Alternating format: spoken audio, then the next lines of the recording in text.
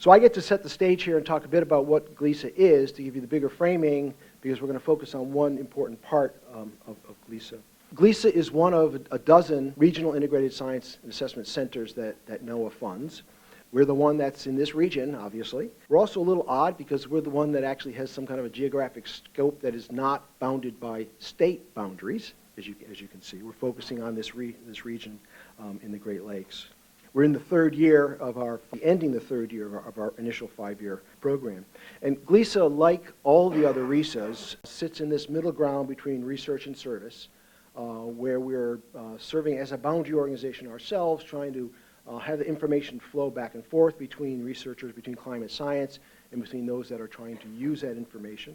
Glisa is a bit different than some of the other ones in that we think of ourselves as a hub of a network of boundary organizations. You'll hear more about that as we go forward, with the idea of connecting practitioners and scientists to better understand what the science needs are from the practitioners, to better deliver useful and usable information to them, and to ultimately help create more climate resilience in the region, whether it's a city or a watershed council or a natural resource entity. So that's the overall framing of the overall structure or the overall goal of what we're all about. And I'm going to run through the program structure a little bit so you get a sense of where we are and what we're trying to do. Like all sort of climate service sort of organizations, we organize, synthesize climate information and make it available. And a couple of examples of how we do that: we've developed climatologies, historical climate trends for, I believe, 22 or 24 individual weather stations in this region, so you can understand the long-term trends in precipitation, temperature, precipitation patterns, and other temperature-related entities. So this is available. It's on our website, and it's sort of just generally available to those that are interested in this. We've also done it for climate regions, which are then sort of geographic regions around these weather stations, so you have a better sense of what it's like in the overall region.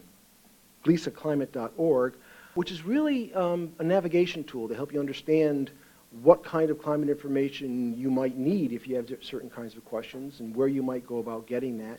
This also serves as a platform for communication among people using and producing climate information. Another example of what we do in sort of the broadest sense of providing climate information. And then the final example I wanted to point out here is our Glisa formed an input team to the National Climate Assessment around the Midwest region, and we produced these dozen reports on the effect of climate change in the region and the effect of climate change on these various sectors. And these reports have all gone through peer review, and they're all available on our web. You can probably find it if you just go to glisaumish.edu, but this is the specific website you can go to.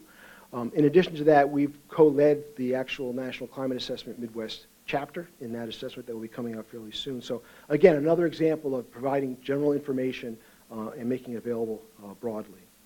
But that's only a piece of what we do.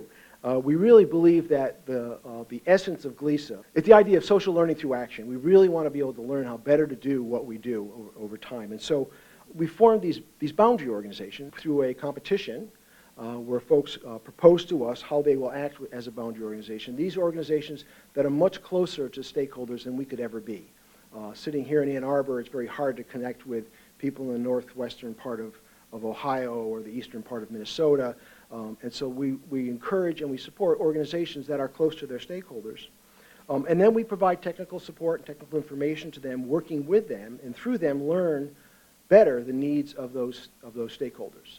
And so we have the boundary organizations as trusted partners to the outside community, and then we sort of work through them. So we get a much richer interaction that way. But at the same time, we're also thinking of these boundary organizations that we are nurturing as a growing network. And that network, and then a broader network analysis that we do, trying to understand the information flow. Where does information flow within the region? How does it move from scientist to scientist? How does it go from scientists to decision makers? Where are the critical nodes in that information flow? So we can direct our resources to the most critical parts of the network, or to help fill critical gaps in that network itself. And so that's sort of a third major part of what we're doing. And then we wrap the whole thing in it with a social science and evaluation program. So we have social scientists that are helping us understand how those boundary organizations are working.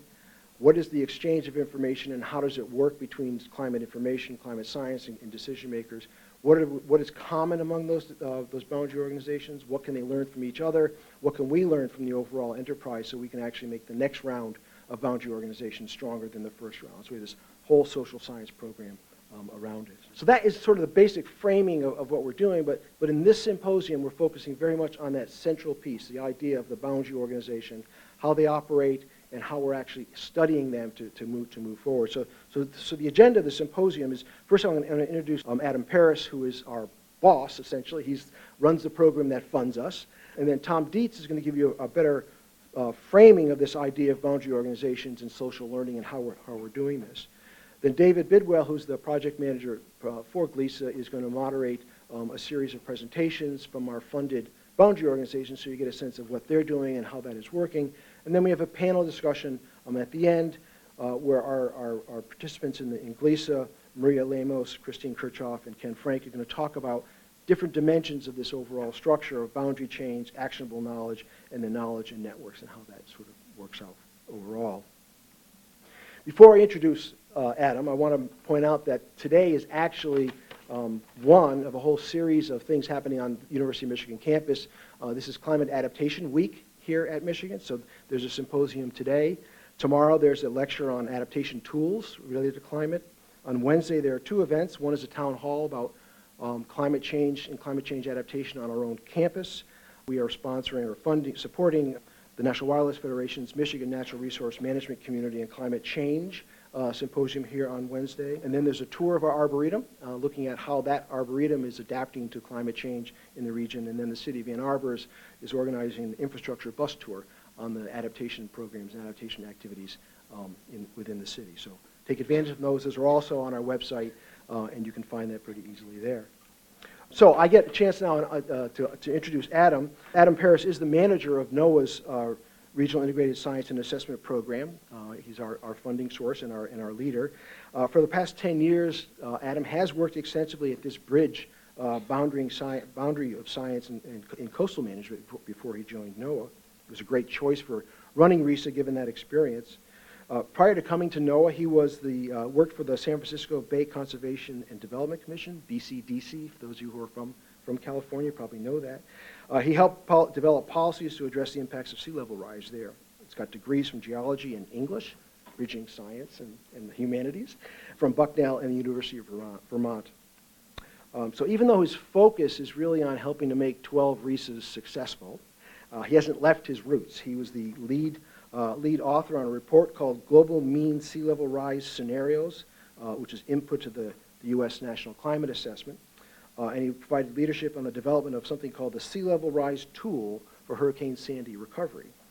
And for that last effort, he's going to fly back to D.C. tomorrow morning, or maybe actually today, to receive President Obama's Green Gov Climate Champion Award.